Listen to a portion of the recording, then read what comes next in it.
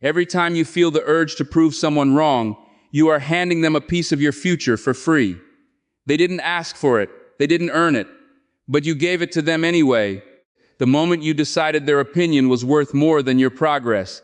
This is the trap almost nobody talks about. Not laziness, not fear, not even failure. The trap is proving. And the way out of it is something most people never learn on purpose. They stumble into it late in life, usually after years of wasted energy, and they call it wisdom. You don't have to wait that long.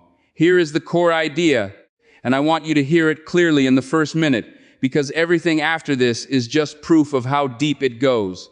Improvement is an investment. Proof is an expense. Improvement compounds silently over years and pays you back for the rest of your life. Proving is a withdrawal you make today, spent entirely on someone else's opinion of you, and it gives you nothing back tomorrow. Take time to improve. Don't waste time to prove. That's the whole law. Now let's understand why almost everyone breaks it and what it actually costs them. Start with a simple, uncomfortable question. When was the last time you did something specifically because someone doubted you? Not because you wanted it, not because it moved you forward, but because you wanted them to see, to admit, to regret ever underestimating you. Sit with that memory for a second. Now ask yourself honestly, did winning that moment actually change your life? Or did it just feel good for an hour and then quietly evaporate, leaving you exactly where you started, except a little more exhausted? That's the first psychological trapdoor, the need for external validation. Human beings are wired for it. For most of our evolutionary history, being seen positively by your tribe wasn't a vanity project. It was survival. Exile from the group often meant death. So the brain built a reward circuit that treats social approval almost like food or safety. When someone doubts you, ancient parts of your brain register it as a threat to your standing in the group, and they scream at you to respond, to correct the record, to restore your status immediately. That scream feels urgent. It feels like ambition. It is neither. It's a fire alarm going off because of burnt toast.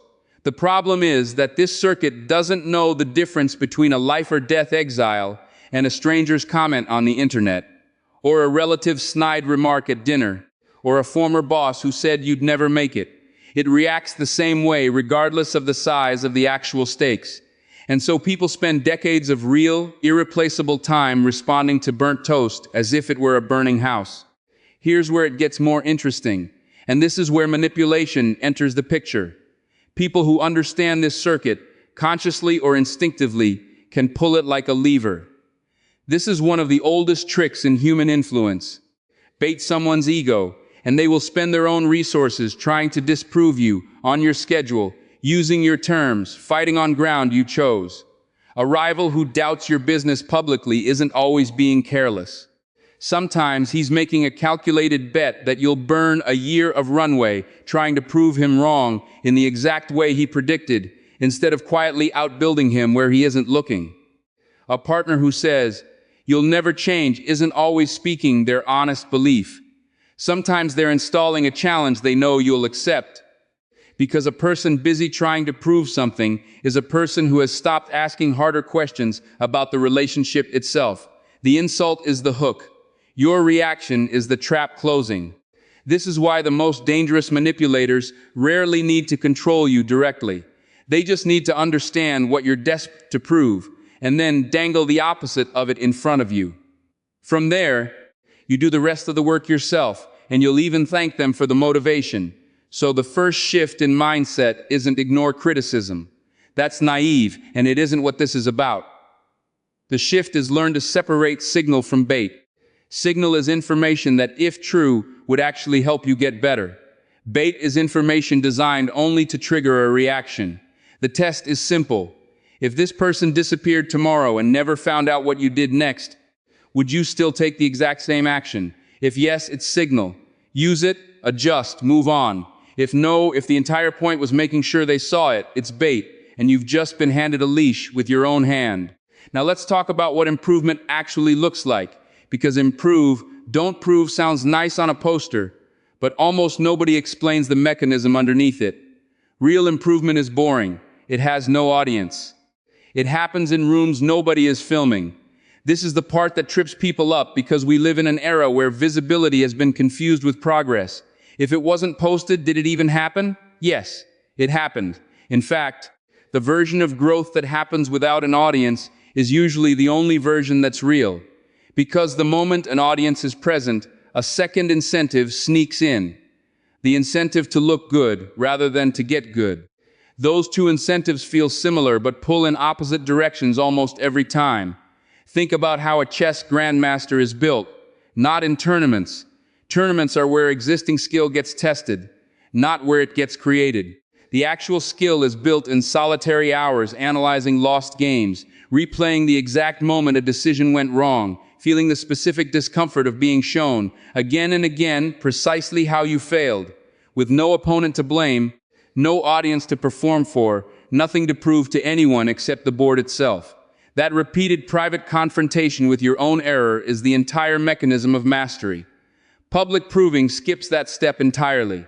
It goes straight for the applause and leaves the actual construction site abandoned. This gives us a working definition we can actually use. Improvement is what you do when no one is checking. Proving is what you do because someone is checking.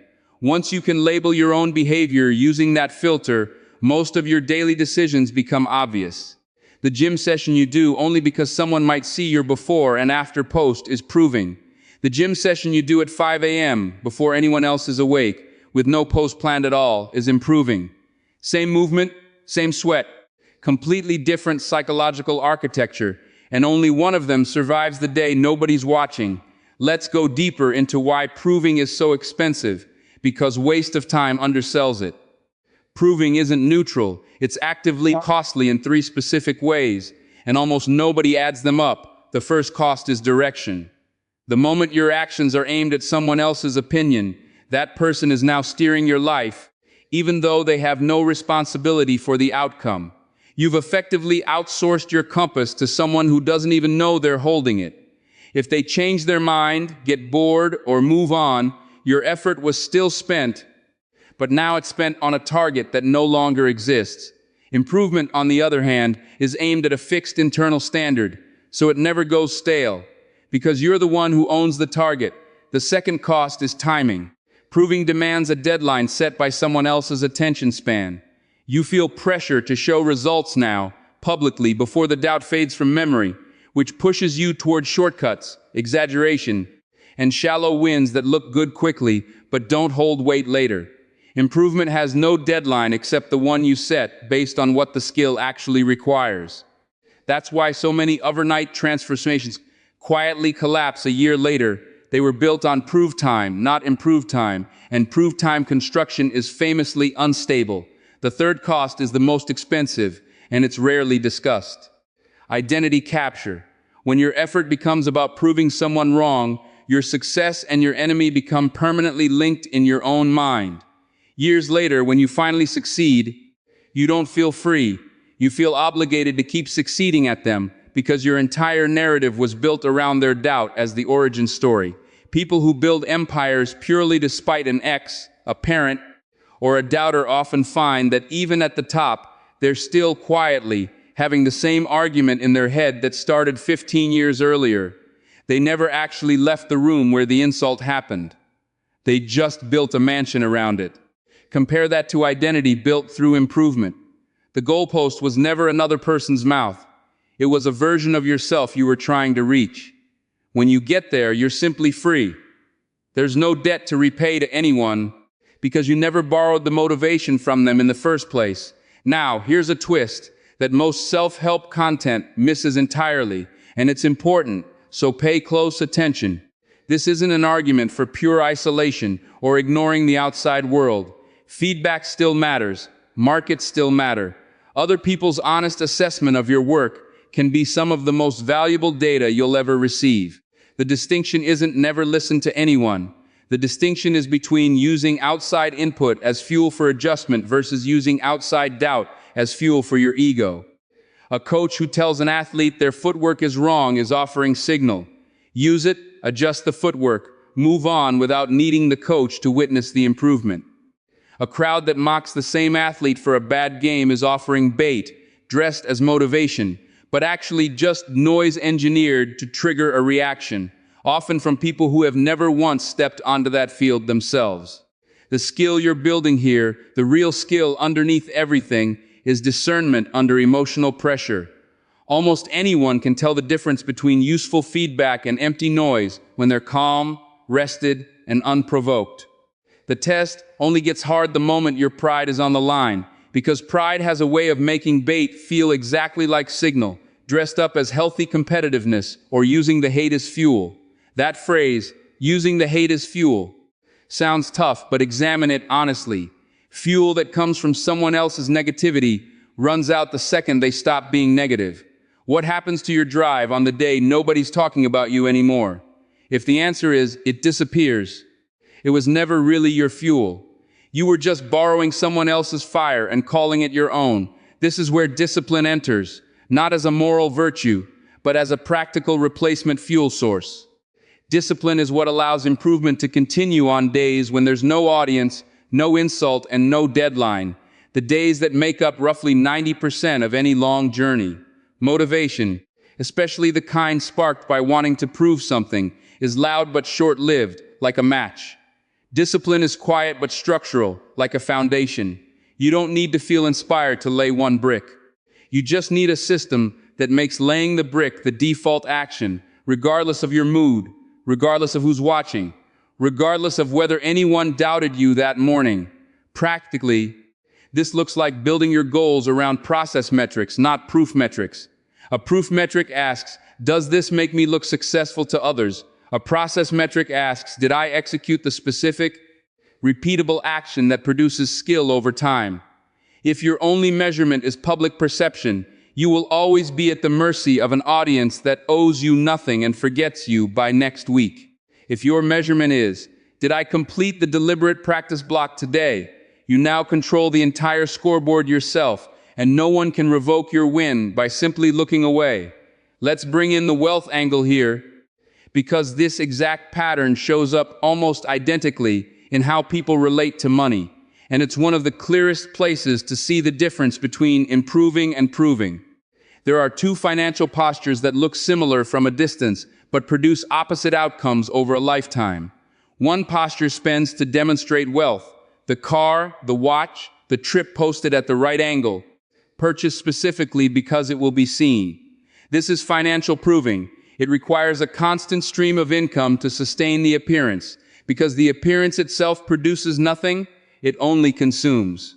The other posture spends to build wealth, acquiring assets, skills, and systems that generate more value over time, largely invisible to anyone outside the person's own ledger. This is financial improving. It requires patience precisely because no one applauds a retirement account, a paid-off debt, or a boring, unglamorous business that simply compounds quietly for a decade. The uncomfortable truth is that most visible wealth signals are actually attacks people pay to feel proven, and most durable wealth is built by people willing to look unremarkable for years, while their balance sheet does the talking eventually, on nobody's timeline but their own. If you want a genuinely reliable predictor of who will still be standing financially in 20 years, don't look at who spends the loudest today. Look at who's still quietly reinvesting on the exact same Tuesday that nobody's watching. Now let's step into the psychology of the people around you, because part of mastering this idea is understanding how it plays out socially, not just internally. There is a specific type of relationship dynamic worth naming clearly. Some people will only respect you once you've proven something to them, and will never respect the quiet process that got you there. These people are, functionally, an unreliable audience. Approval from them is conditional, delayed, and often move further away the moment you get close, almost like the finish line has legs. You've likely met someone like this. No accomplishment is ever quite enough. There's always a next hurdle they mention, right after you clear the last one. Chasing their approval isn't a project with an end date. It's a treadmill disguised as a staircase. The strategic response isn't confrontation. It isn't a speech. It's withdrawal of the performance while keeping the relationship civil if needed. You simply stop supplying the show. You keep improving at your own pace, on your own criteria, and you let their opinion become irrelevant through neglect rather than argument. This drives a certain kind of person almost insane, because their entire influence over you depended on your willingness to keep performing for their verdict. Remove the performance, and the leash goes slack in their hand, whether they ever say a word about it or not. This is quiet, and it's far more effective than any argument could ever be, because arguments are still a form of proving. You're just proving it out loud, instead of through results. There's a deeper layer here worth sitting with, something philosophers have circled for thousands of years using different language. The idea maps closely onto what old Stoic thinkers called the dichotomy of control. Some things are within your power, and everything else is not. Your effort, your discipline, your daily choices, your character, fully within your control. Other people's opinions, their timing of respect, their willingness to ever admit you were right, never within your control, no matter how hard you try to force it. Spending your finite life energy trying to manage what was never yours to manage is by definition wasted motion. The moment you redirect that same energy toward what actually is yours to manage, your own improvement, you stop fighting battles you were never equipped to win in the first place. Because the terrain belonged to someone else's mind the entire time. There's a similar idea in older Taoist thought, expressed through the concept of effortless action, not laziness, but action so aligned with its natural direction that it requires no forcing, no straining against the grain, no performance for onlookers. A river doesn't pause to prove to the rocks that it will eventually wear them smooth. It simply keeps flowing on its own schedule, indifferent to whether the rocks are convinced yet. Centuries later, the rocks are sand, and the river never once needed the rock's agreement to get there. There's a modern version of this trap that's worth naming precisely, because it didn't exist in the same form a generation ago. Social platforms have industrialized the proving instinct and turned it into a business model. Every app you scroll is quietly built to reward the performance of achievement over the achievement itself, because performance generates engagement, and engagement generates revenue for someone else, not for you. A workout only counts in the algorithm's eyes if it's filmed. A win only spreads if it's captioned with the right amount of humility-flavored bragging. This isn't an accident of design, it's the entire business. The platform profits every time you choose to broadcast instead of build, because broadcasting keeps you on the app, refreshing to see who noticed, while building keeps you off the app entirely, which earns the platform nothing. Understanding this changes how you interpret your own urge to post a milestone the second it happens. Sometimes the urge is healthy sharing. Often, if you're honest, it's a craving for the notification, dressed up as documentation. The test is the same one from earlier. Would you have done the thing and felt just as satisfied if posting it were somehow impossible? If the answer wavers, the platform has already recruited your ambition into its own business plan, and you didn't even notice the handshake. Consider a composite pattern that shows up constantly in the history of competitive fields, whether in sports, business, or the arts. Once you strip away the names and just look at the shape of the story. In almost every era, there are two archetypes who enter at the same time, with similar raw talent, facing similar early doubt. The first archetype gets stung by criticism early and decides right there that the mission is to make the doubters eat their words. Every choice afterward gets filtered through that mission. The flashy move that gets attention over the fundamental that builds a floor under the skill. The rushed product launched to silence a specific critic rather than refined until it's actually ready. The public statement made to win an argument rather than the private hour spent actually closing the gap. For a while, this archetype often looks like it's winning because proving generates spectacle, and spectacle looks like success from a distance. The second archetype gets stung by the same criticism and does something almost invisible in comparison. Nothing changes on the outside at all. No statement, no spectacle. Just a slightly longer training session that week, a slightly more honest self-review, one more unglamorous rep added to an already long list that nobody's counting except them. 10 years is the usual point where the gap becomes undeniable. The first archetype is often still relevant only within the specific argument they were trying to win, forever tethered to the doubters who define their whole trajectory. The second archetype has usually moved so far past the original argument that the people involved in it aren't even in the same conversation anymore. This pattern repeats across so many fields, in so many eras, that it stops looking like coincidence and starts looking like a law. The same law from the first minute of this script, just proven out over a decade instead of stated in a sentence. This gives us a concrete productivity principle you can install this week, distinct from the auditing exercise mentioned earlier. Protect your first hour from proving entirely. Whatever your most important improving work is, the writing, the training, the coding, the practicing, do it before you check a single message, notification, or comment from anyone else. The reason is structural, not just about willpower. The instant you expose yourself to other people's opinions, requests, or judgments, some portion of your mental bandwidth quietly reallocates toward managing their perception of you, even if you don't consciously notice it happening. Protecting the first hour means your best cognitive resources go toward the one project immune to anyone else's opinion, your own skill, before the day's proving opportunities even get a chance to make their case for your attention.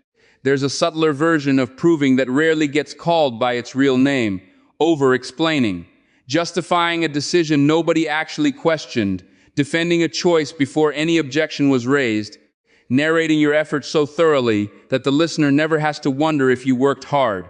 All of it is proving wearing the costume of communication. Strategy, real strategy, rarely explains itself in advance. It just executes and lets the result do whatever talking is actually necessary. Let's talk about the emotional intelligence piece specifically, because knowing all of this intellectually and actually applying it in the heated moment are two very different skills. The moment someone doubts you, questions you, or insults your ability, there's a physiological spike, faster heartbeat, tightened chest, a surge of adrenaline preparing you to respond immediately. This is the exact window where most people lose the game before it even starts, because they mistake the urgency of the feeling for the correctness of an immediate reaction.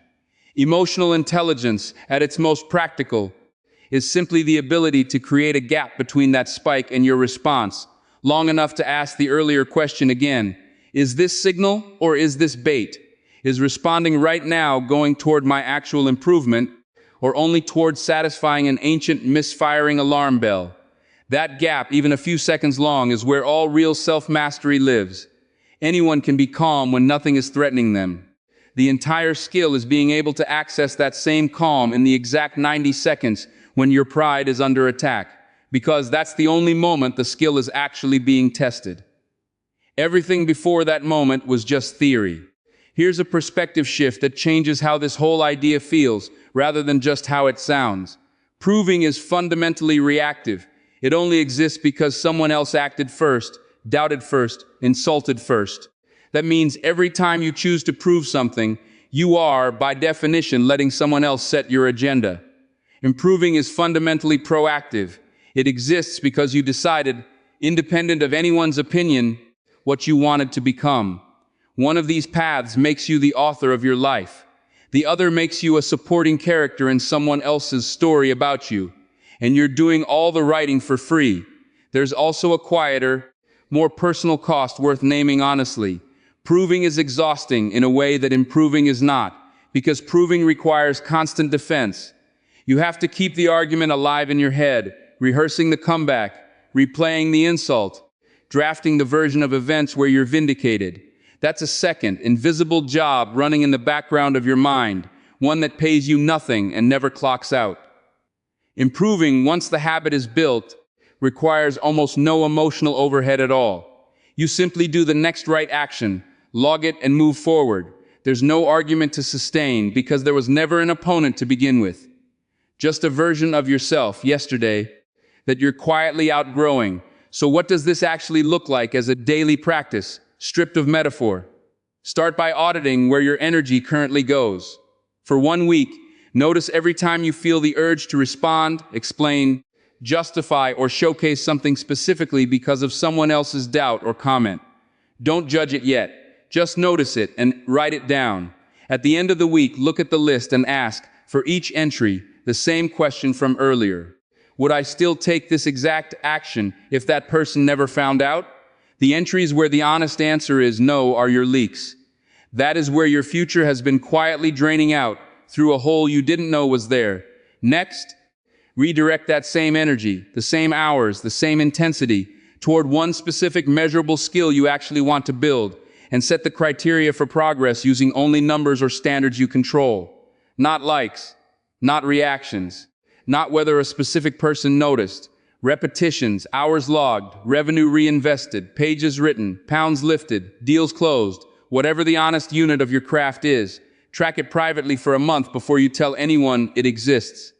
This single habit, improving in silence before ever seeking an audience, rebuilds the entire psychological wiring this script has been describing, one unwitnessed rep at a time, one more angle worth holding on to, because it stretches this idea beyond your own lifetime. Almost everyone eventually thinks about what they'll leave behind, for children, for a team, for a name people remember.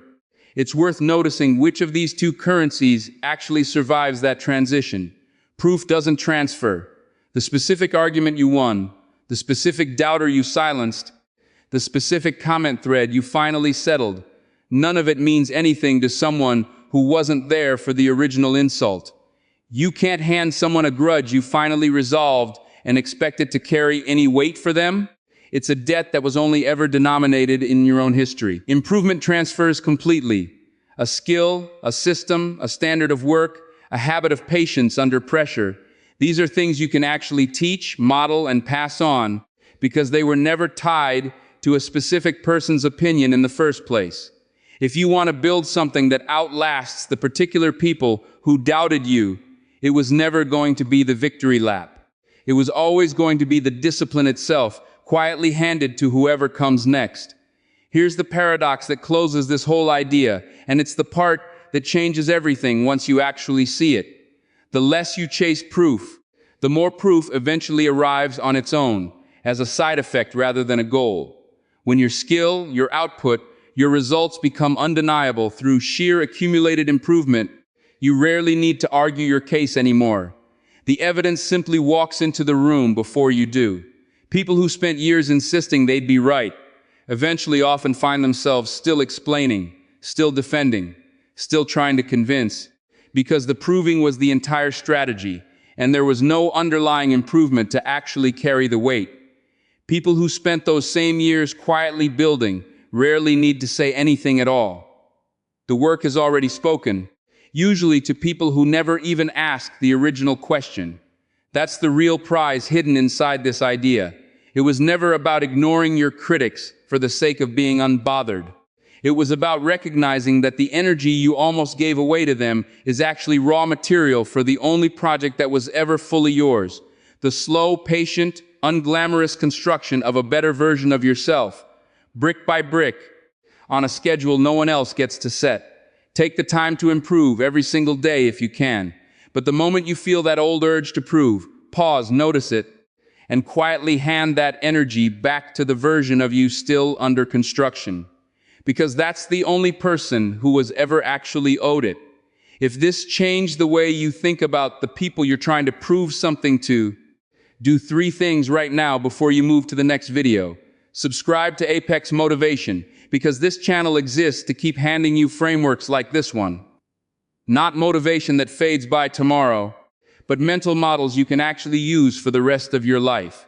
Like this video, because it directly tells the algorithm to put this exact message in front of someone else who's currently burning a year of their life trying to prove a point to someone who was never going to change their mind anyway. And share it with the one person you know who's stuck in that exact loop right now. The friend, the sibling, the coworker who's still fighting the last argument instead of building the next chapter. You might be the only reason they finally put that energy down and pick up something worth building instead. Improve quietly. Let the proof find you later. It always does.